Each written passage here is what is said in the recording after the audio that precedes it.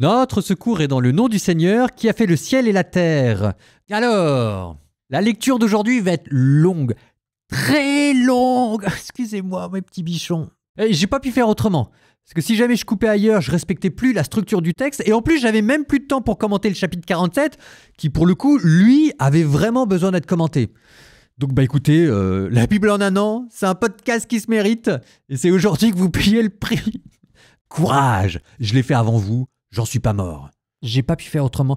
Donc j'aurai pas le temps de faire mes commentaires. Et je vous jure, c'est pour le mieux. Faites-moi confiance. D'accord ? Allez, courage. Ézéchiel 44, 45, 46. Ah là là là là. Fausse alerte, faux départ. Je fais à nouveau un petit patch. Je suis désolé, là c'est fait de briques et de broc.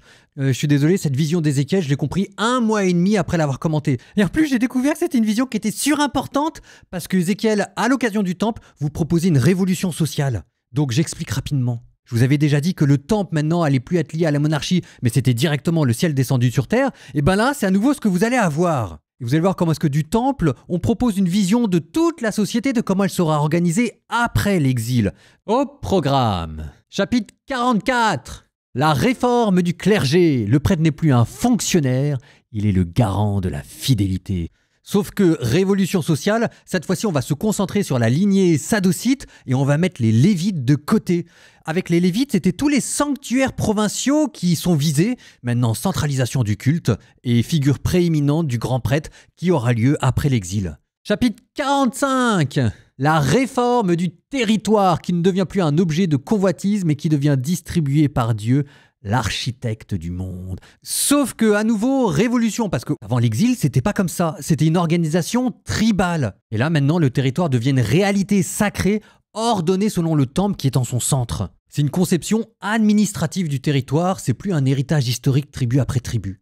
Chapitre 46. Au programme encore, la réforme politique. Le prince n'est plus là pour dominer, mais pour servir le culte. Sauf que, à nouveau, révolution, parce qu'on parle d'un prince, on parle plus d'un roi. Enfin, c'est une nouvelle société complètement différente que, à l'occasion du temple, Ézéchiel est en train de redessiner.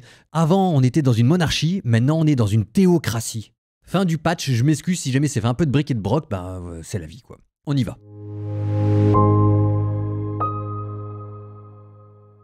L'homme me ramena vers la porte extérieure du sanctuaire, celle qui fait face à l'Orient. Elle était fermée. Le Seigneur me dit, « Cette porte restera fermée. On ne l'ouvrira pas. Personne n'entrera par là, car le Seigneur, le Dieu d'Israël, est entré par là. Elle restera fermée. Le prince, en sa qualité de prince, pourra s'y asseoir et prendre son repas devant le Seigneur. C'est par le vestibule de la porte qu'il entrera et il sortira par ce chemin. L'homme me fit entrer par la porte du nord, jusqu'à la façade de la maison. Je regardai. Voici que la gloire du Seigneur remplissait la maison du Seigneur. Alors je tombai face contre terre. Le Seigneur me dit, « Fils d'homme, sois attentif et regarde de tes yeux. Écoute de tes oreilles tout ce que je vais te dire au sujet de toutes les prescriptions relatives à la maison du Seigneur et concernant toutes ses lois. Sois attentif à ceux qui entrent dans la maison et à tous ceux qui sortent du sanctuaire. Tu diras à ces rebelles, à la maison d'Israël, ainsi parle le Seigneur Dieu. C'en est trop de toutes vos abominations, maison d'Israël. Vous introduisez des étrangers, incirconcis de cœur, incirconcis de chair, ils sont dans mon sanctuaire, ils profanent ma maison, et puis vous présentez ma nourriture, la graisse et le sang. Vous rompez mon alliance par toutes vos abominations.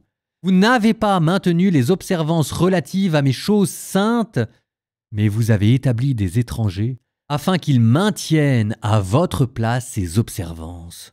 Dans mon sanctuaire, ainsi parle le Seigneur Dieu, aucun étranger, incirconcis de cœur et incirconcis de chair, n'entrera dans mon sanctuaire, aucun étranger qui réside au milieu des fils d'Israël. Quant aux Lévites qui se sont éloignés de moi au temps où Israël errait, ils erraient loin de moi, à la poursuite de leurs idoles immondes. Ils porteront le poids de leurs péchés. Aussi, dans mon sanctuaire, ils seront des serviteurs veillant sur les portes de la maison et des serviteurs de la maison. C'est eux qui immoleront les victimes de l'Holocauste et du sacrifice pour le peuple, et c'est eux qui se tiendront devant le peuple pour le servir.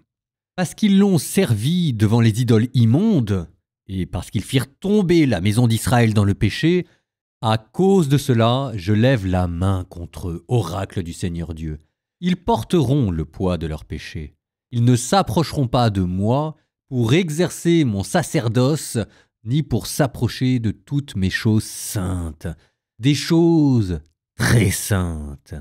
Ils porteront le poids de leur déshonneur et des abominations qu'ils ont commises.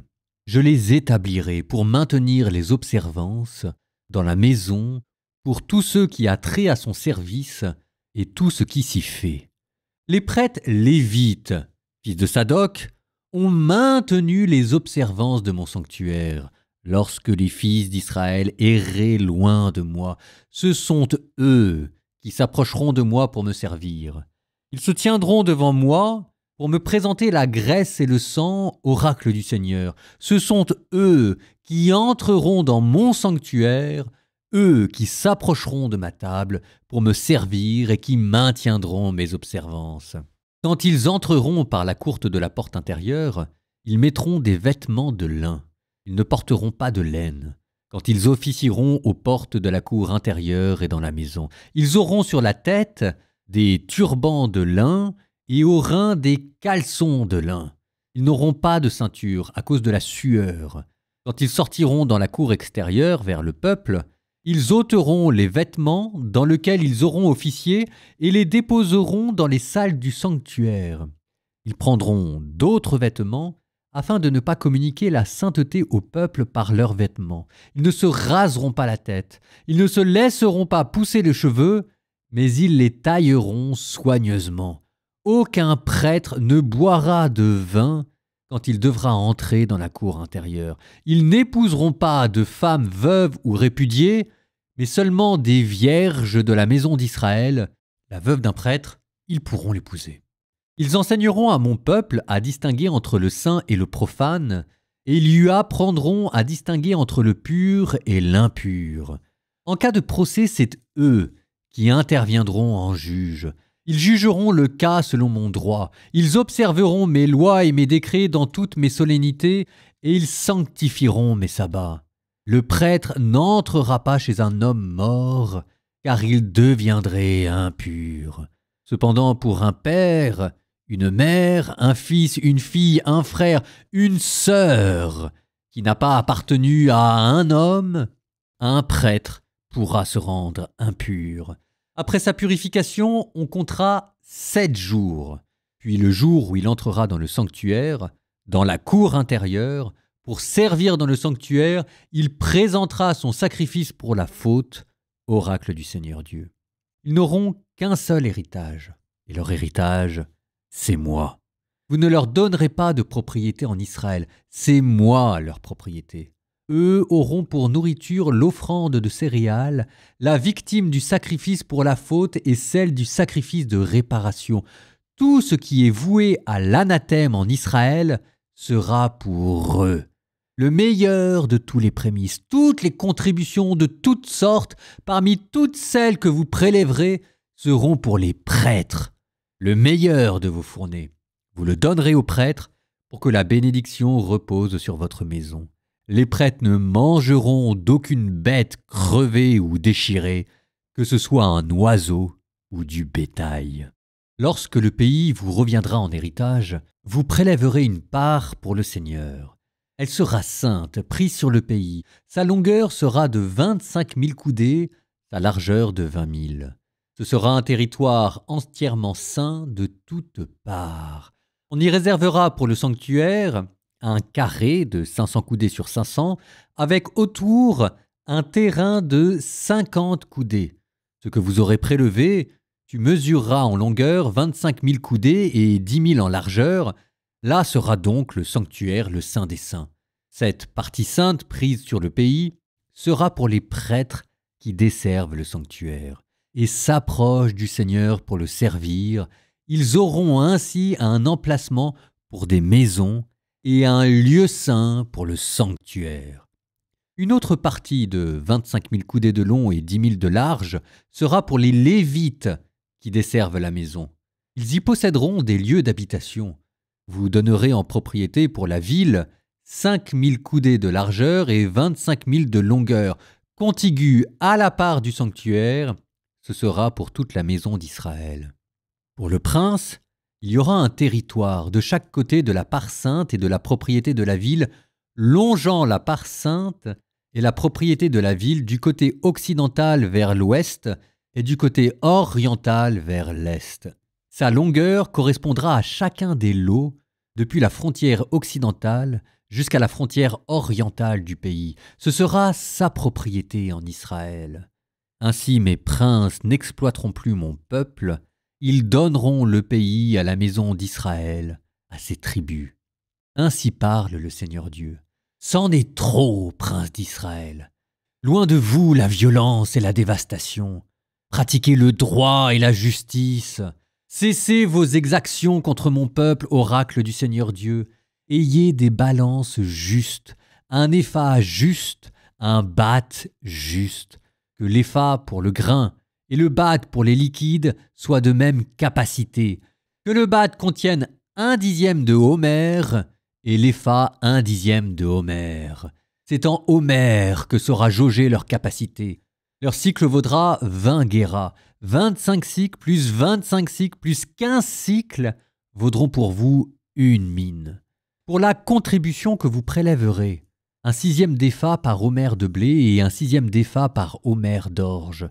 Décret concernant l'huile, le bath d'huile, on prélèvera 1/10 de bath par corps.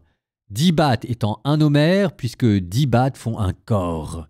On prélèvera un mouton par troupeau de 200 têtes des pâturages d'Israël, lors de l'offrande des céréales, lors de l'holocauste et des sacrifices de paix, pour en faire le rite d'expiation sur le peuple. Oracle du Seigneur Dieu. Tous les gens du pays participeront à cette contribution au profit du prince en Israël.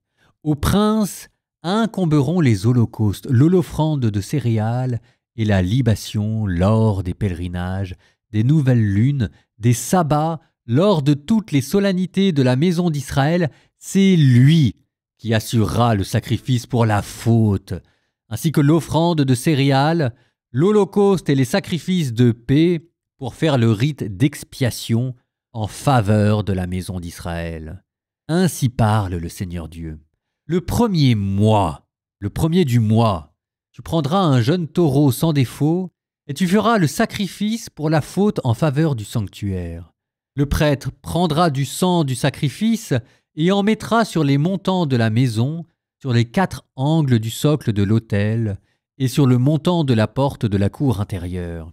Tu feras de même le 7 du mois pour qui a commis une faute par inadvertance ou ignorance. Vous ferez le rite d'expiation de la maison. Le premier mois, le 14e jour du mois, ce sera pour vous la Pâque, une fête de 7 jours, on mangera des pains sans levain. Ce jour-là, le prince offrira pour lui-même et pour tout le peuple du pays un taureau en sacrifice pour la faute. Durant les 7 jours de la fête, il offrira en holocauste pour le Seigneur 7 taureaux et 7 béliers, sans défaut, chacun des 7 jours, et en sacrifice pour la faute un bouc par jour. Il fera l'offrande d'un épha de farine par taureau et d'un épha par bélier, avec un hin d'huile par épha. Le 7e mois, le 15e jour du mois, lors de la fête des tentes, il fera de même durant les 7 jours, même sacrifice pour la faute, même holocauste, même offrande, même présentation d'huile. Ainsi parle le Seigneur Dieu. La porte de la cour intérieure, qui fait face à l'Orient, sera fermée durant les 6 jours de travail. Mais le jour du sabbat, elle sera ouverte. Elle sera également ouverte au jour de la nouvelle lune. Le prince viendra de l'extérieur, il entrera par le vestibule de la porte, et il se tiendra près d'un montant de la porte. Puis les prêtres offriront l'holocauste du prince et ses sacrifices de paix.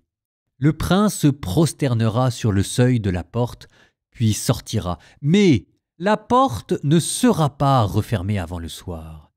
Les gens du pays se prosterneront devant le Seigneur à l'entrée de cette porte lors des sabbats et des nouvelles lunes. Le jour du sabbat, le prince présentera au Seigneur un holocauste de 6 agneaux sans défaut et d'un bélier sans défaut. Il fera une offrande d'un épha de farine pour le bélier. Pour les agneaux, l'offrande sera laissée à sa discrétion. Il ajoutera un hin d'huile par épha.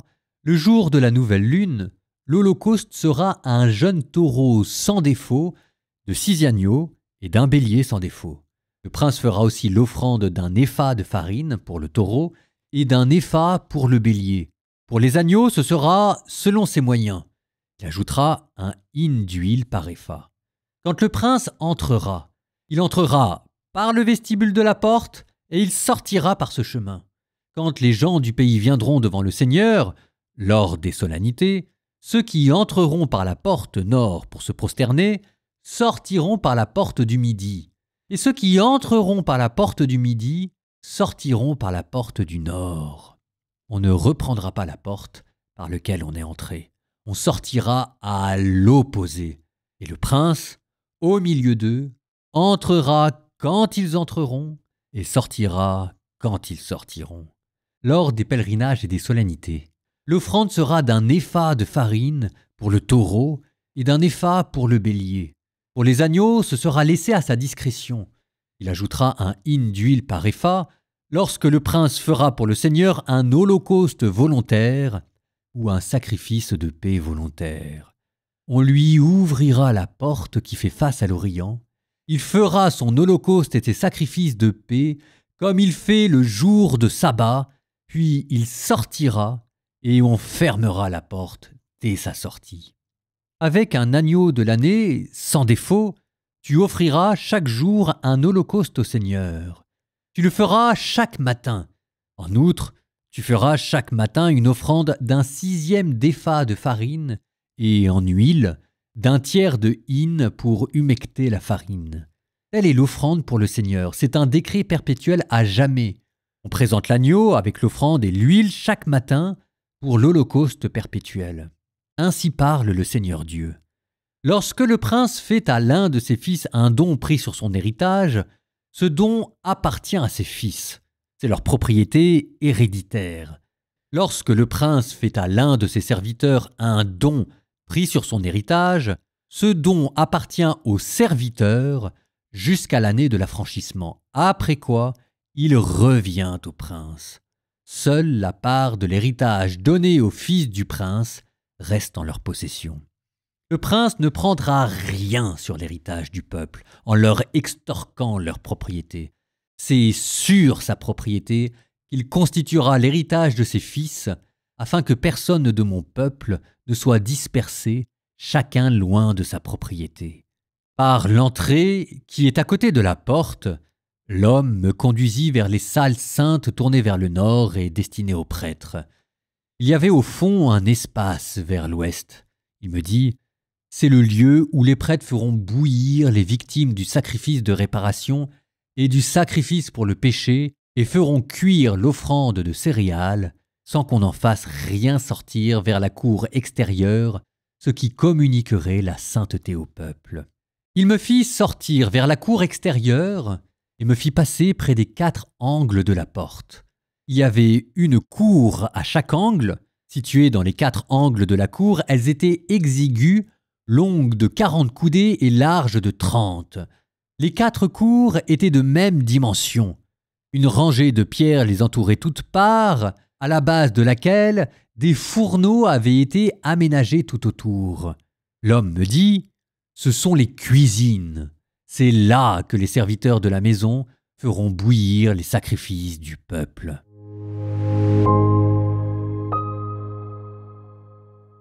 Proverbe 14, 21-25.